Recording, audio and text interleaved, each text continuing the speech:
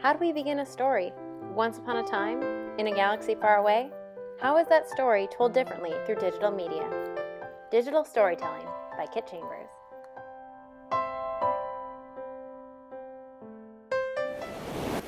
The history of storytelling is complex in itself, starting with ancient cave drawings, ancient languages. The oral tradition survives, passed down through generations, through dance, art, and song. These pillars of storytelling are still present all around us.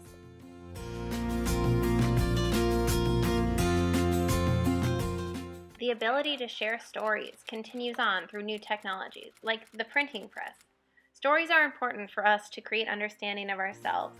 As Daisy and Jose Camphor say, biographies help students understand that things can be other than they are, thus providing them with expanded possibilities and the ability to imagine new stories and endings for themselves.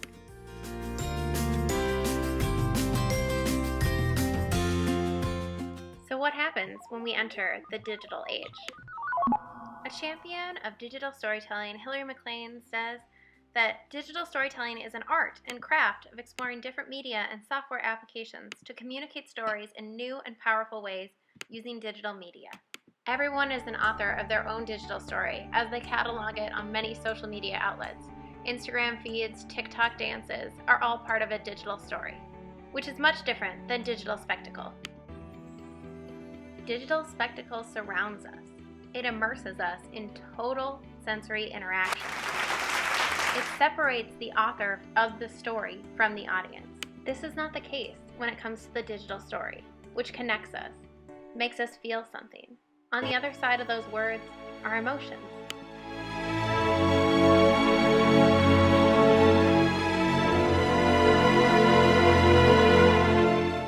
And let's face it, no one feels emotions quite like teenage girls. Rhonda Goodman and David Newman studied the specific stresses adolescent females face and how digital storytelling helps them. These students often feel unheard. Schools are stressful, social media is stressful, the outside unknown possibilities of what the future holds or what high school holds stresses out these females more than their adolescent male counterparts. Poignant examples of these stressors are discord at home, concern with what others think of them, school, grades, peer acceptance, self-image, self-esteem, and issues with their teachers. 12th graders feel this even more ecstatically, with adding jobs, romantic relationships, and the unknown of college applications and the future beyond high school. But there is hope for these young females. Goodman and Newman found in their study that adolescent females were able to communicate richer and fuller over a digital interface than they were through traditional storytelling methods, like writing it down or telling it to their peers. Or, further than that, explaining it to their family. They talk about Jenny.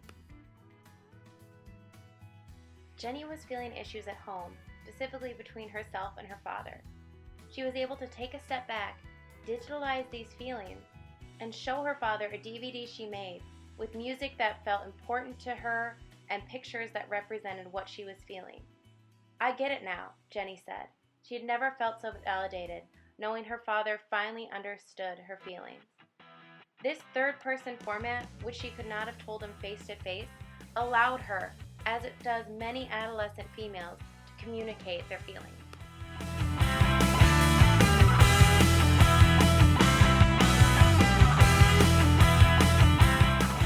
The beautiful thing about technology is that it's ever expanding.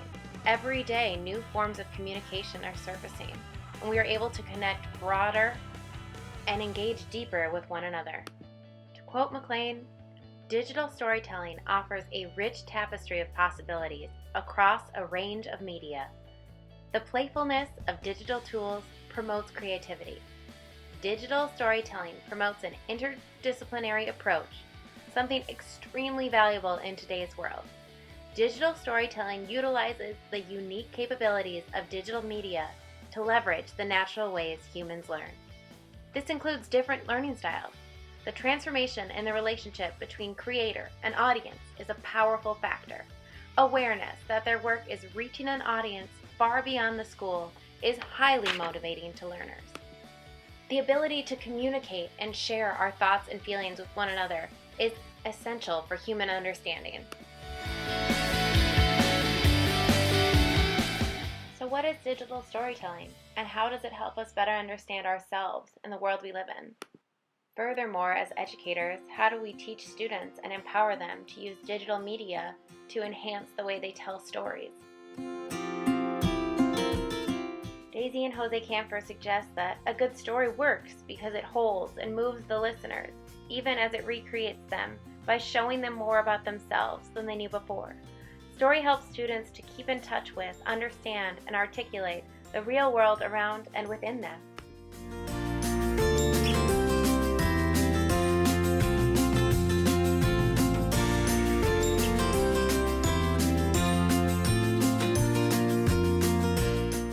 And for McLean, digital storytelling offers a powerful, compelling framework for enhanced engagement and learning through digital media. As digital media has expanded, so has the possibility of creating stories.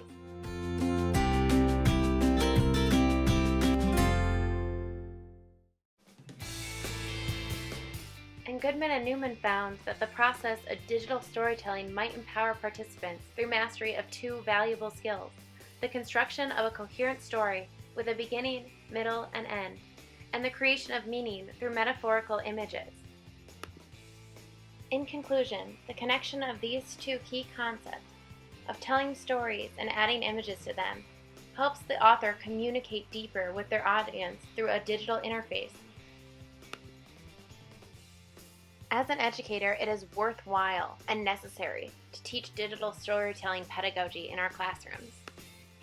Teaching this digital skill set allows for students to understand the world in new ways and to communicate more richly and fully with their audience as authors.